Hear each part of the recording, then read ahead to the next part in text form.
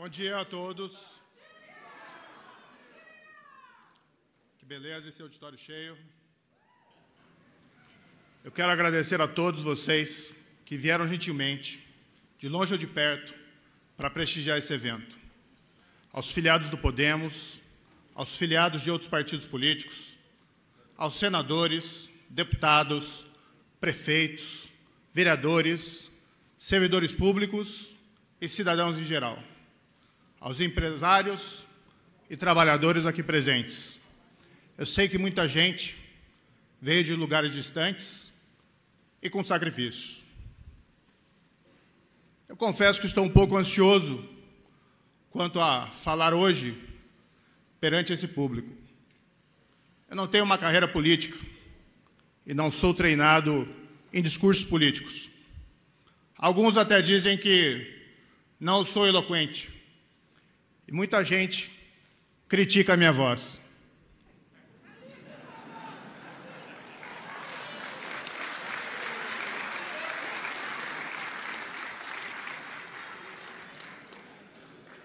Mas se eventualmente eu não sou a melhor pessoa para discursar, posso assegurar que sou alguém em que vocês podem confiar.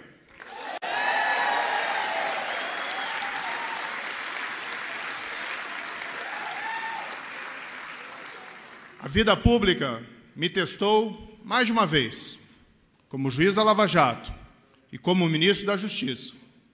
Vocês conhecem a minha história e sabem que tomei decisões difíceis, que nunca recuei de nenhum desafio, nem repudiei meus princípios para alimentar ambições pessoais. Por isso, eu peço hoje atenção às minhas palavras, muito mais do que à minha voz. O Brasil não precisa de líderes que tenham voz bonita. O Brasil precisa de líderes que ouçam a voz do povo brasileiro.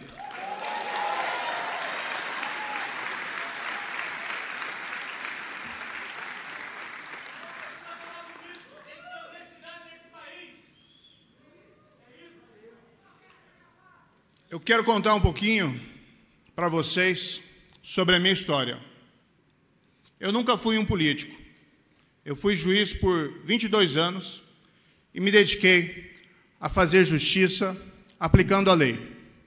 Meu propósito sempre foi de ser justo com todos. Julguei casos de pessoas necessitadas que procuravam a justiça por amparo assistencial. Depois, na área criminal, julguei processos de grandes traficantes de drogas, de ladrões de banco e também de pessoas que pagaram ou receberam suborno. Tudo para proteger as pessoas, as vítimas e o povo brasileiro. Fui juiz dos casos da Operação Lava Jato em Curitiba. Foi um momento histórico. Quebramos a impunidade da grande corrupção, de uma forma e com números sem precedentes. Julgamos e condenamos pessoas poderosas do mundo da política e dos negócios, que pela primeira vez pagaram por seus crimes.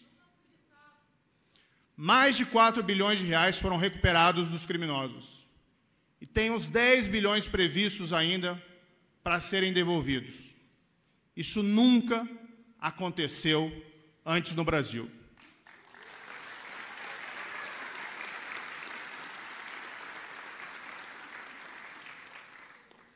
Eu sempre fui considerado um juiz firme e fiz justiça na forma da lei. Na época, todos diziam que era impossível fazer isso, mas nós fizemos.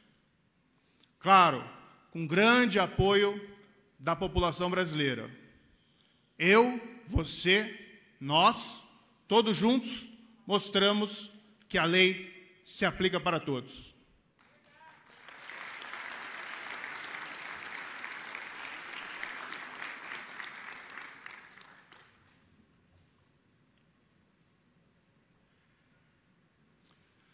Em 2018, eu recebi um convite do presidente eleito para ser ministro da Justiça. Como todo bom brasileiro, eu tinha, em 2018, esperança por dias melhores. Como todo brasileiro, eu pensava no que nós havíamos presenciado nos últimos anos. Os grandes casos de corrupção sendo revelados dia após dia. Os pichulecos, as contas na Suíça, milhões de reais ou de dólares roubados. A Petrobras, nosso orgulho, a Petrobras, foi saqueada dia e noite por interesses políticos, como nunca antes na história desse país. Apartamentos forrados de dinheiro roubado em espécie e uma persistente recessão provocada pelos mesmos governos que permitiram tudo isso, com as pessoas comuns desempregadas e empobrecendo. Era um momento que exigia mudança. Eu, como juiz da Lava Jato, me sentia no dever de ajudar. Havia pelo menos uma chance de dar certo, e eu não poderia me omitir. Aceitei o convite e ingressei no governo.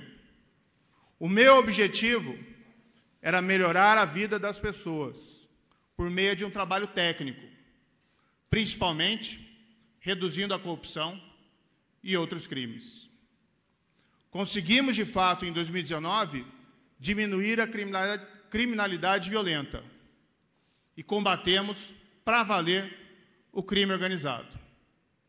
Cerca de 10 mil vidas brasileiras deixaram de ser ceifadas pelo crime neste meu primeiro ano como ministro da Justiça.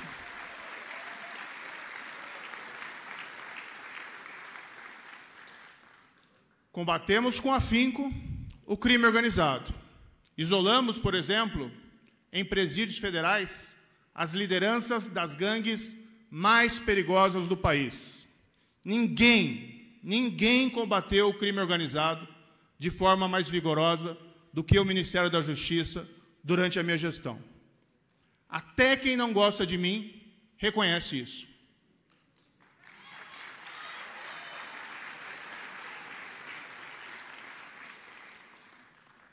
Disseram que reduzir os crimes no Brasil e combater o crime organizado era impossível, mas nós fizemos. O meu desejo era de continuar atuando como ministro, em favor dos brasileiros. Infelizmente, não pude prosseguir no governo. Quando aceitei o cargo, não fiz por poder ou prestígio. Eu acreditava em uma missão. Queria combater a corrupção, mas para isso eu precisava do apoio do governo. E esse apoio foi negado.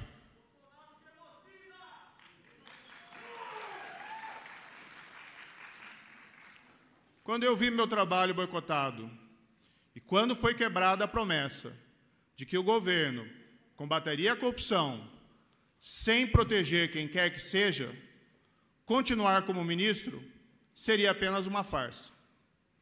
Nunca renunciarei aos meus princípios e ao compromisso com o povo brasileiro.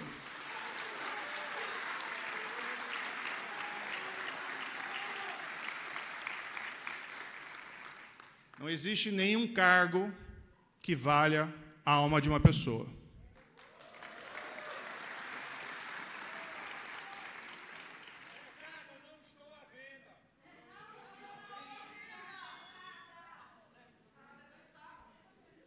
Depois que eu saí do governo, eu precisei, como a maioria do povo brasileiro, buscar um emprego, a fim de ganhar a vida. Eu precisava trabalhar. Nunca enriqueci como juiz ou como ministro. Tenho uma família para cuidar. Recebi um convite para trabalhar no exterior e aceitei. Eu acreditei que ficar longe por um tempo me ajudaria a refletir melhor sobre o Brasil. Estava cuidando da minha vida privada, longe dos olhos do público e da imprensa. Mas via, com extrema preocupação, o desdobrar dos fatos desde a minha saída do governo. Mesmo fora do Brasil, nunca deixei o país longe de meu coração.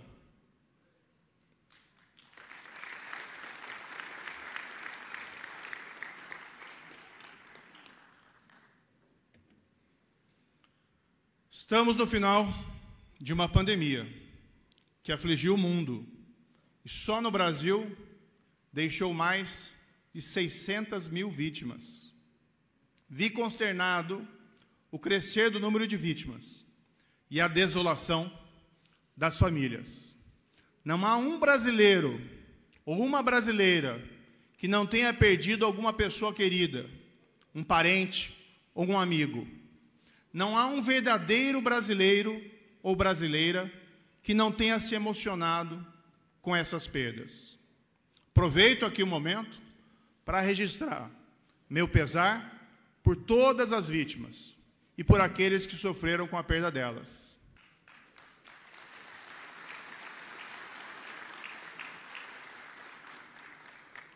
Aproveito também o momento para endereçar minhas homenagens aos médicos, enfermeiros e cientistas, que foram os verdadeiros heróis e colocaram muitos sua vida em risco para salvar a de outros.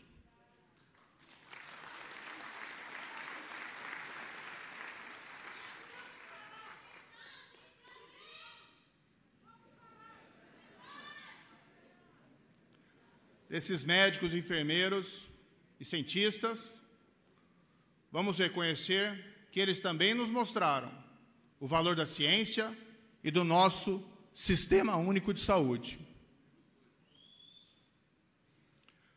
Junto com a pandemia, vimos com tristeza outros flagelos.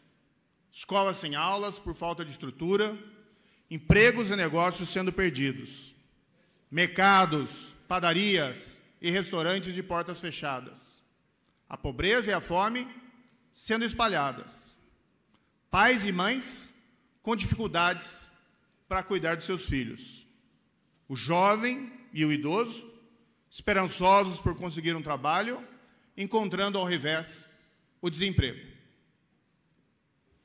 Como se não bastasse, mesmo com o fim próximo da pandemia, a economia não vai bem. As pessoas ainda estão sofrendo. Há brasileiros passando fome. E isso, eu tenho certeza que dói no íntimo de cada um de nós.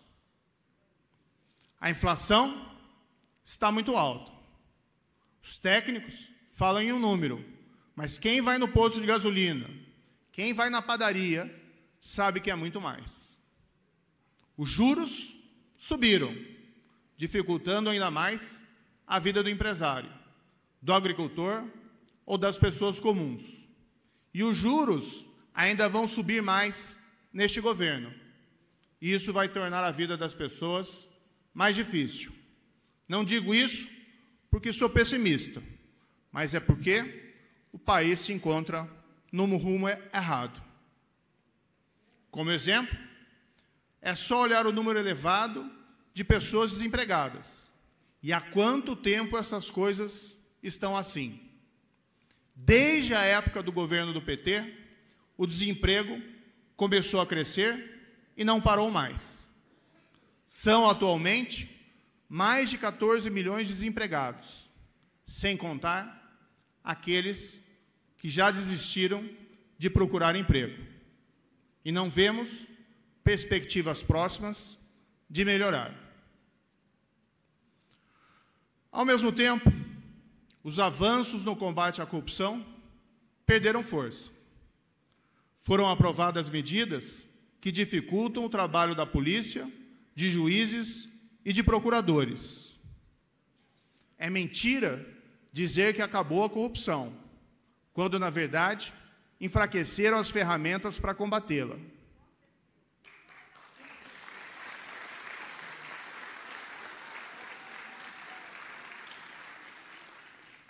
Quase todo dia ouvimos notícias de criminosos sendo soltos, normalmente com base em formalismos ou argumentos que simplesmente não conseguimos entender.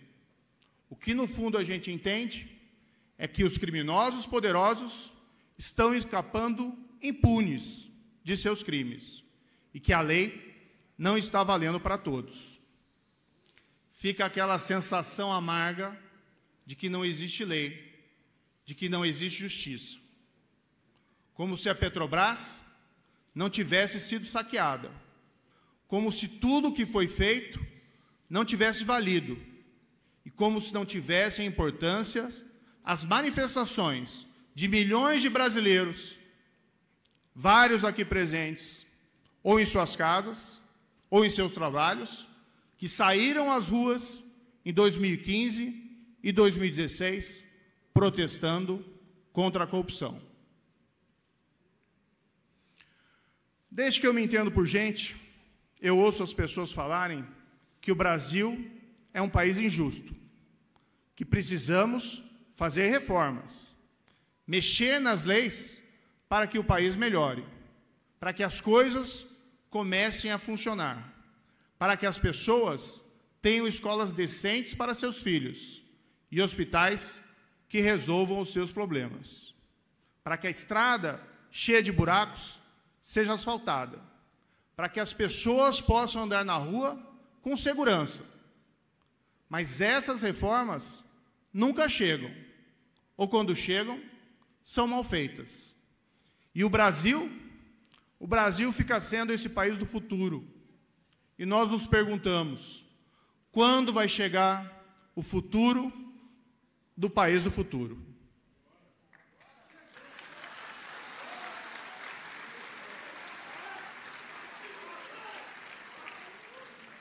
E ao olharmos para as reformas que estão sendo aprovadas, o que a gente percebe é que ninguém está pensando nas pessoas. Mesmo quando se quer uma coisa boa, como esse aumento do Auxílio Brasil ou do Bolsa Família, que são importantes para combater a pobreza, vem alguma coisa junto ruim, como calote de dívidas, furo no teto de gastos e o aumento de recursos para outras coisas que não são prioridade.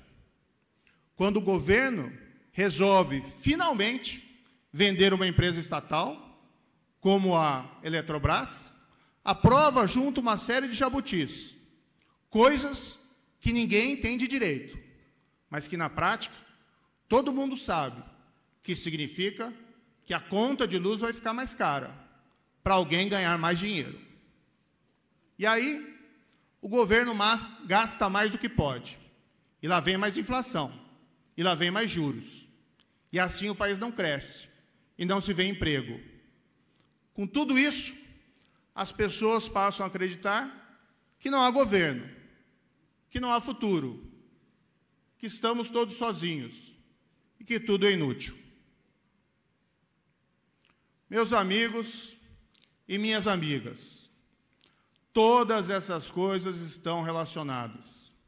Se o Brasil está parado e não vai adiante, não é porque não sabemos o que precisamos fazer. Ninguém tem dúvida de que precisamos melhorar a vida das pessoas. Todo mundo também sabe que quem desvia dinheiro público tem que ser punido e não premiado.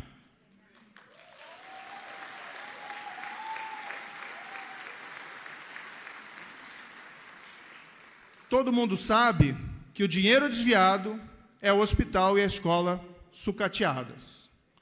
O problema é que não conseguimos fazer o que sabemos que precisamos fazer, porque as estruturas do poder foram capturadas. Elas passaram a servir a si mesmas e já não servem o povo. Parte disso é corrupção, como a que vimos e nos assustou na Lava Jato. Mas outra parte é a degeneração maior da vida política. A busca do interesse público foi substituída pela busca egoísta dos interesses próprios e dos interesses pessoais e partidários. É a máquina pública voltada para si mesma. Isso explica porque o Brasil continua sem futuro, com o povo brasileiro sem justiça, sem emprego e sem comida.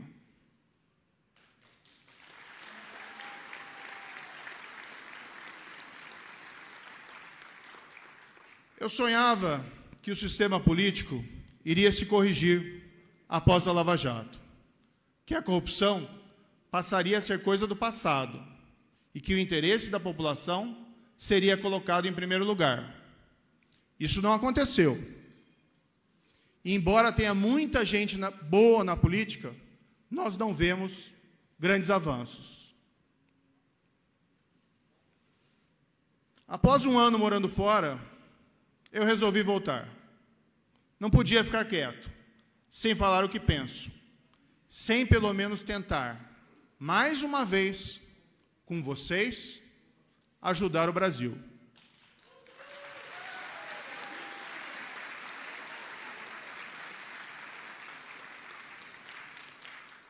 Então resolvi fazer do jeito que me restava, entrando para a política, corrigindo isso de dentro para fora.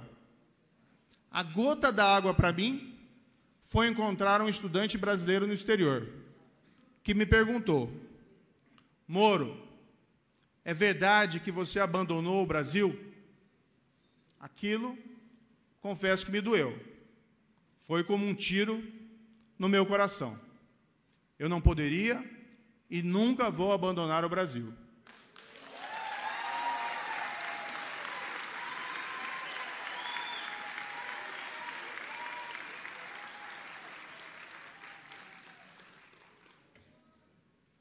Se necessário, eu lutaria sozinho pelo Brasil e pela justiça. Seria Davi contra Golias. Mas ao ver esse auditório, tenho certeza que não estou sozinho.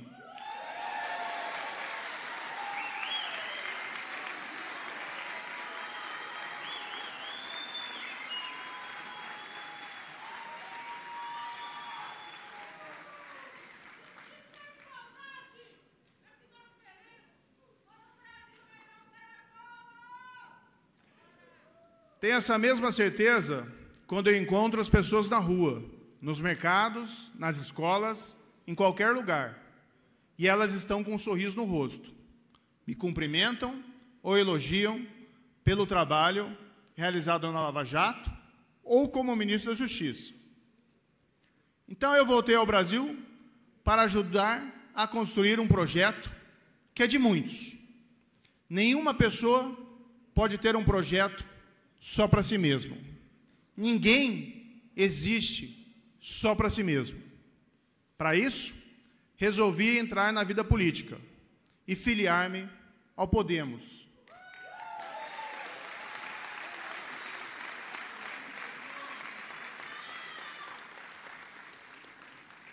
Mas esse não é o projeto somente de um partido.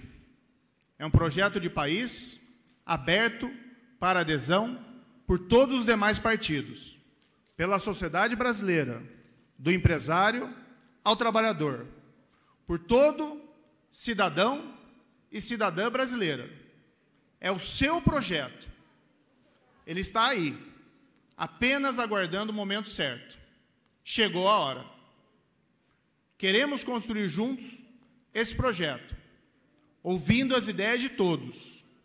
Não é só um projeto para reconstruir o combate à corrupção, embora isso seja importante.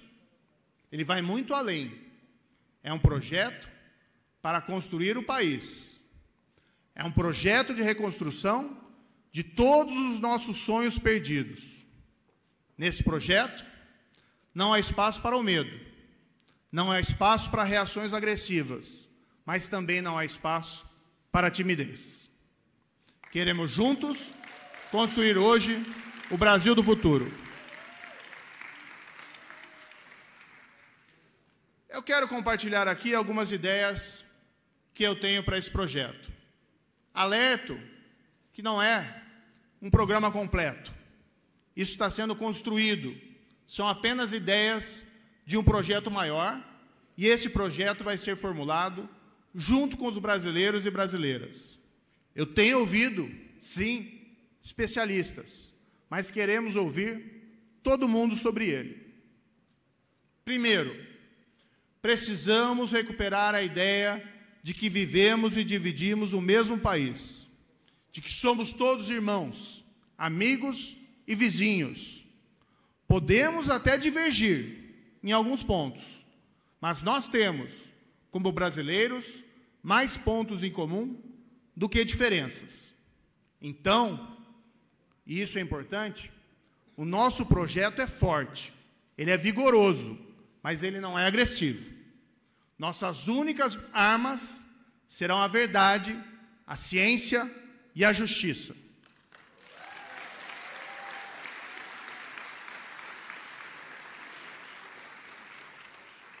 Como um grande líder já disse, trataremos a todos com caridade e sem malícia. Respeitaremos aqueles que gostam e aqueles que não gostam de nós. O Brasil é de todos os brasileiros. Nosso caminho jamais será o da mentira, das verdades alternativas, ou de fomentar divisões ou agressões de brasileiro contra brasileiro. Incluo aqui, nessa atitude de respeito e generosidade, a imprensa. Chega de ofender ou intimidar jornalistas.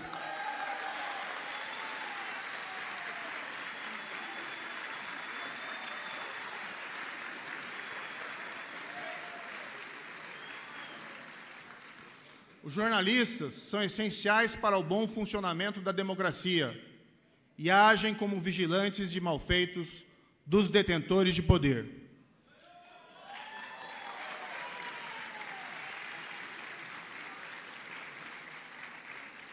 A liberdade de imprensa deve ser ampla.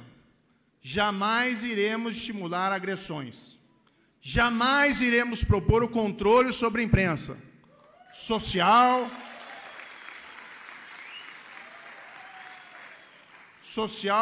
ou qualquer que seja o nome com que se queira disfarçar censura ou controle de conteúdo. Isso vale para mim e para qualquer pessoa que quiser me apoiar.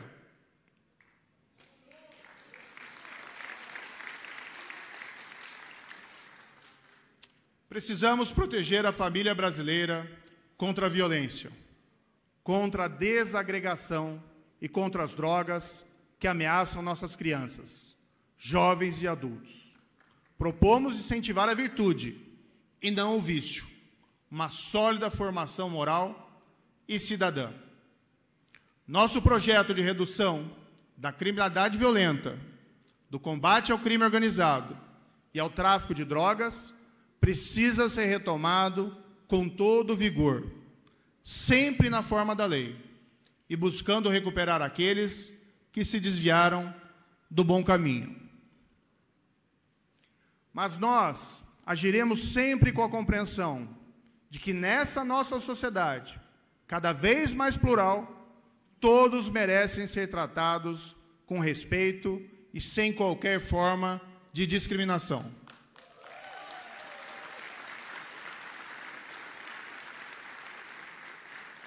Precisamos de uma sociedade inclusiva, que acolha as diferenças, e precisamos também de uma sociedade que respeite todas as crenças e religiões. Nessa sociedade inclusiva, merecem especial atenção as pessoas com deficiência e as pessoas com doenças raras. Aprendi a admirá-las por meio da minha esposa, Rosângela, com quem sou casado há 22 anos e tenho 2 filhos. Minha esposa é advogada e atende pessoas com deficiência, pessoas com doenças raras e, igualmente, associações que promovem os direitos delas. Ela me despertou quanto à importância de adoção de políticas que atendam a essas pessoas em suas necessidades e que permitam que os talentos e habilidades delas possam florescer. Acreditamos na capacidade empreendedora e inovadora de cada brasileiro. Todo cidadão tem o potencial de se tornar uma versão melhor de si mesmo. E quero dizer aqui que essa é a minha crença fundamental, que cada indivíduo tem a sua própria dignidade e tem a capacidade de se aprimorar continuamente.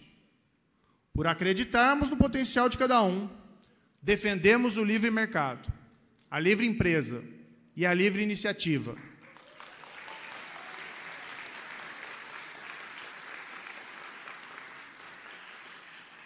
Tudo isso sem que o governo tenha que interferir em todos os aspectos das vidas das pessoas.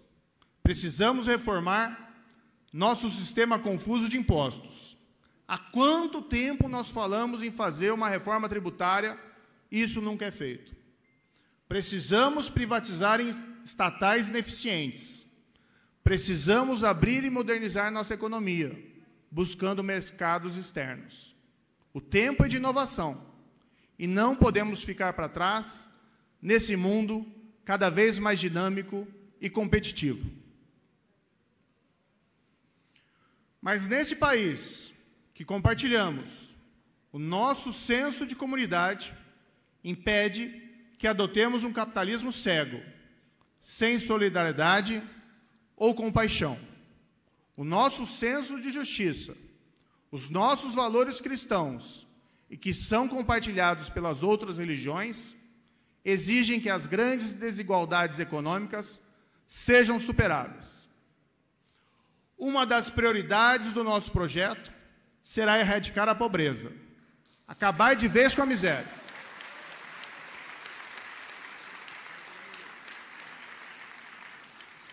Isso já deveria ter sido feito anos atrás.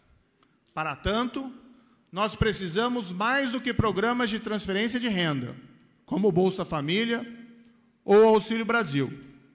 Precisamos identificar o que cada pessoa necessita para sair da pobreza. Isso, muitas vezes, pode ser uma coisa simples, uma vaga no ensino, um tratamento de saúde ou uma oportunidade de trabalho. As pessoas querem trabalhar e gerar seu próprio sustento. Precisamos atender a essas carências com atenção específica. E como medida prioritária, sugerimos a primeira operação especial, a criação de uma força-tarefa de erradicação da pobreza, utilizando os servidores e especialistas das estruturas já existentes. Será uma força-tarefa permanente e atuará como uma agência independente, sem interesses eleitoreiros. A missão é erradicar a pobreza no país. Muita gente pensa que isso é impossível. Como diziam que era impossível combater a corrupção. Não é. E nem precisa destruir o teto de gastos ou a responsabilidade fiscal para fazê-lo.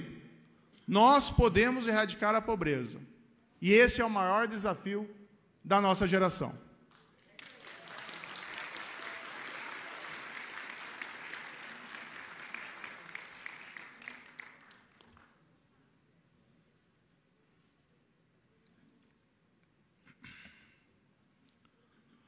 Propomos investir na educação de qualidade.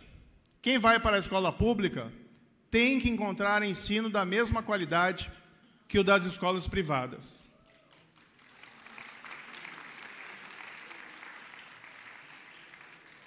Eu cresci no interior, na querida Maringá, e frequentei tanto escola privada como escola pública. E na época, a qualidade de ensino era parecida. Então, nós podemos fazer com que isso seja realidade de novo. O futuro do Brasil depende do presente da educação pública e privada. Queremos trazer os pais para participarem mais da vida das escolas. Queremos incentivar a inovação e a dedicação dos professores, cobrar metas e desempenho, premiar os bons por mérito, sem procurar vilões. Queremos diversificar o ensino e tornar real em todo o país o que a lei já autoriza, que os alunos possam escolher parte das disciplinas e, fazendo isso, estudarem com maior motivação. Propomos expandir o ensino em período integral. Se isso é custoso e se for necessário escolher, vamos primeiro para os lugares mais carentes e depois expandimos. Precisamos de tecnologia e de internet nas escolas. É preciso abraçar essas políticas como se fossem um grande programa nacional de educação. Educação não pode ficar em segundo ou terceiro plano.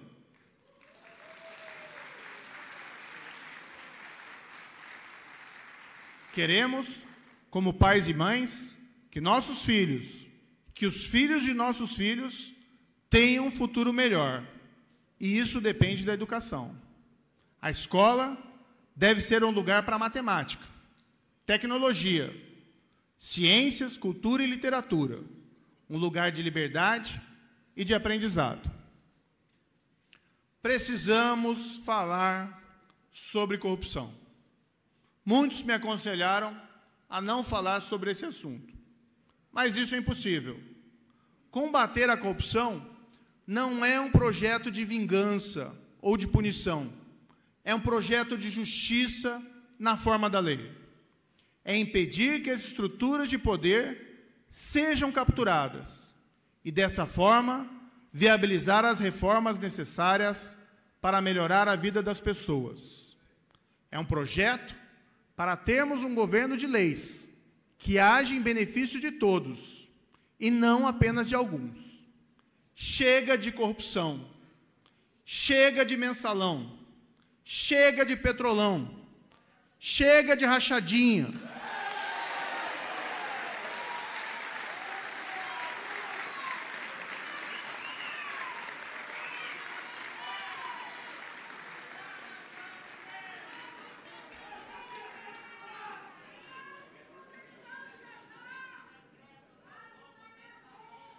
Chega de orçamento secreto.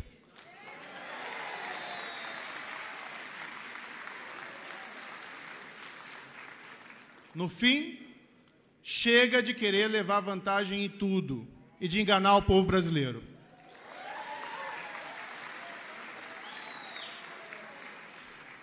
Propomos, sem mais delongas, aprovar a volta da execução da condenação criminal em segunda instância.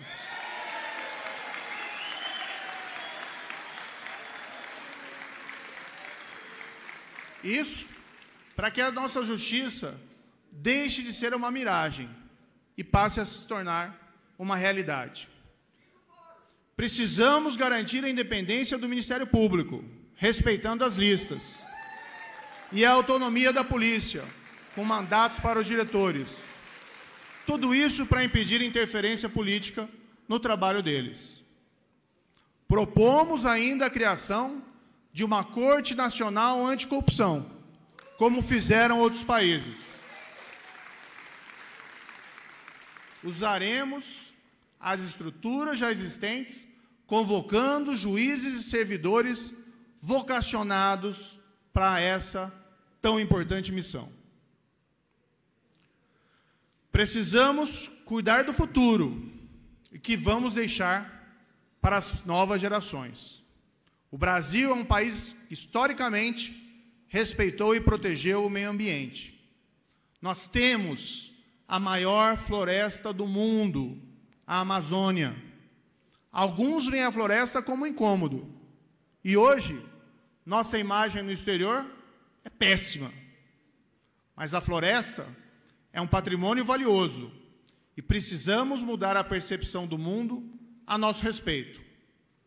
Precisamos, sim, dar oportunidades de desenvolvimento para quem vive na região da Amazônia, mas precisamos também proibir o desmatamento e as queimadas ilegais. Promover as ações e usar as palavras certas, considerando a população local.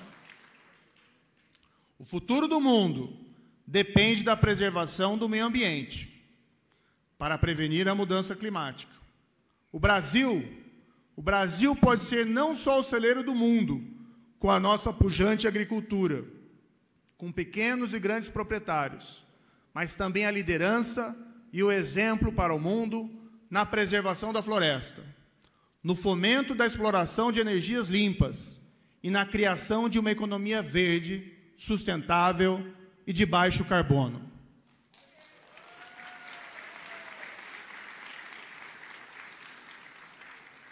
Isso não é assunto só para Glasgow, isso é assunto para nós aqui hoje, todo dia. Isso nos trará investimentos e nos fará orgulhosos de nosso país. Nós somos detentores dessa enorme riqueza verde e, infelizmente, fizemos tudo errado nos últimos anos. Isso pode e deve ser consertado. O Brasil deve ser o líder e o orgulho do mundo na economia verde e sustentável.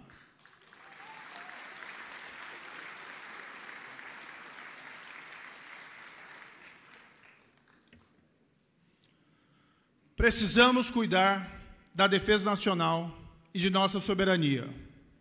Vamos sim valorizar as Forças Armadas. O militar não é diferente dos outros. Somos todos brasileiros. Devemos respeitá-las como instituição de Estado e jamais utilizá-las para promover ambições pessoais ou interesses eleitorais. As Forças Armadas pertencem aos brasileiros e não ao governo.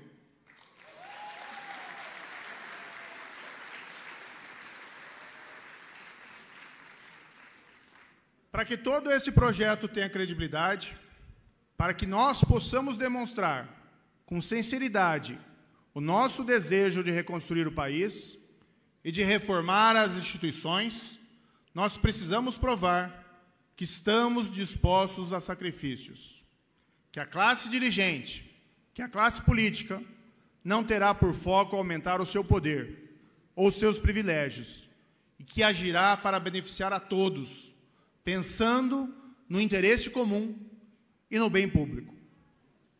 Para tanto, proponho, desde o início, a eliminação de 2 privilégios da classe dirigente.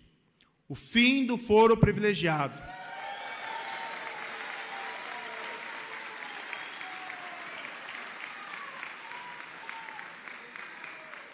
O foro privilegiado que trata o político ou a autoridade como alguém superior ao cidadão comum. Proponho também o fim da reeleição para cargos no Poder Executivo.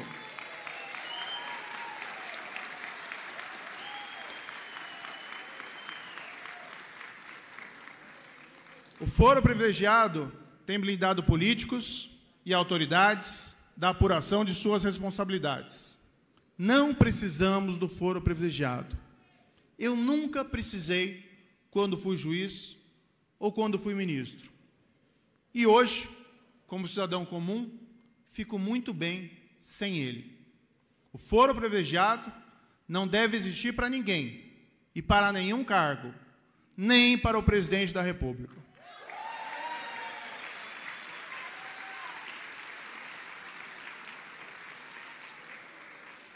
Quanto à reeleição para cargos do Poder Executivo, nós devemos admitir que é uma experiência fracassada em nosso país. O presidente, assim que eleito, e eu vi isso, começa, desde o primeiro dia, a se preocupar mais com a reeleição do que com a população. Está em permanente campanha política.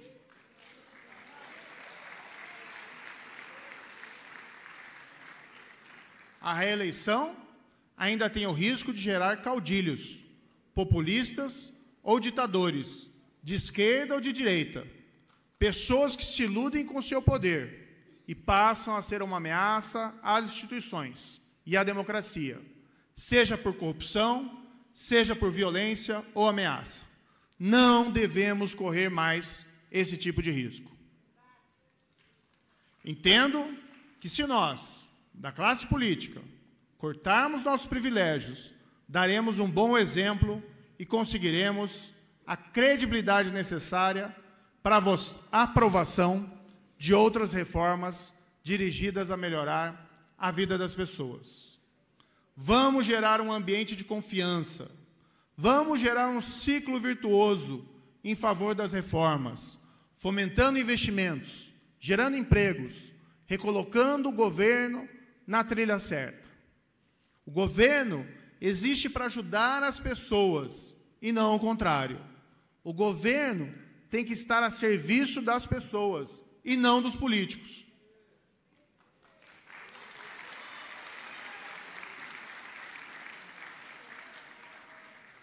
Essas são apenas algumas ideias para o nosso projeto de país. Nós queremos construí-lo com vocês aqui presentes, com a sociedade e com o povo brasileiro, podemos construir juntos um Brasil justo para todos. Esse não é um projeto pessoal, mas sim um projeto de país. Eu nunca tive ambições políticas e sempre quis só ajudar. Mas se para tanto for necessário assumir a liderança desse projeto, meu nome sempre estará à disposição.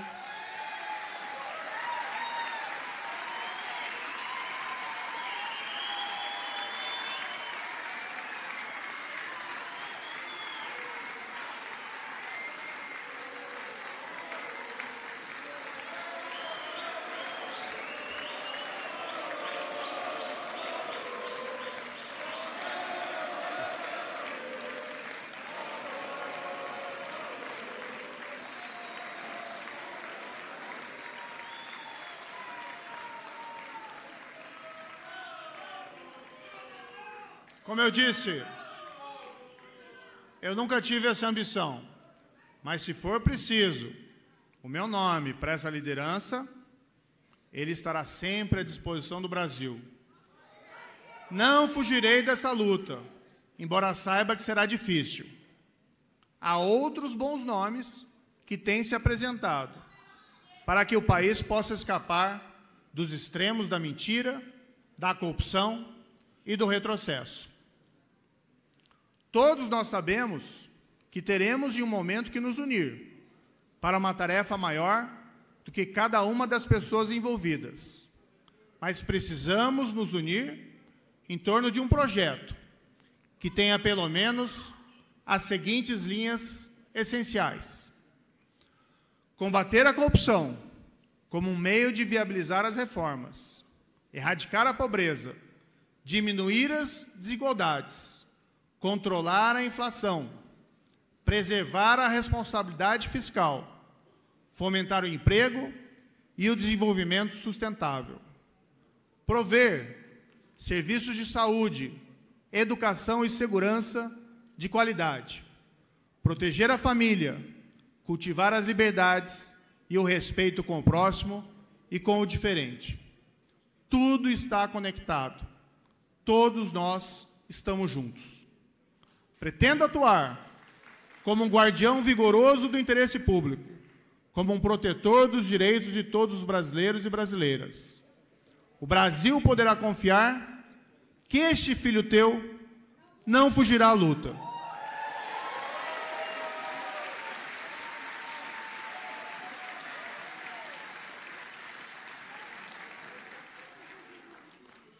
O Brasil poderá confiar que esse filho teu jamais deixará o seu interesse pessoal, ou o interesse de seus filhos, ou o interesse de sua família, ou dos seus amigos, ou do seu partido político, acima do interesse do povo brasileiro.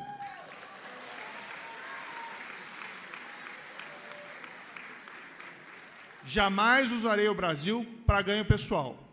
Vocês sabem que podem confiar que eu sempre vou fazer a coisa certa.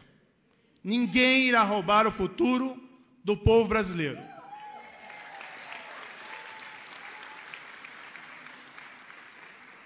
Estou, portanto, recomeçando hoje, à disposição de vocês, com meus amigos no Podemos e nos outros partidos, por um Brasil justo para todos.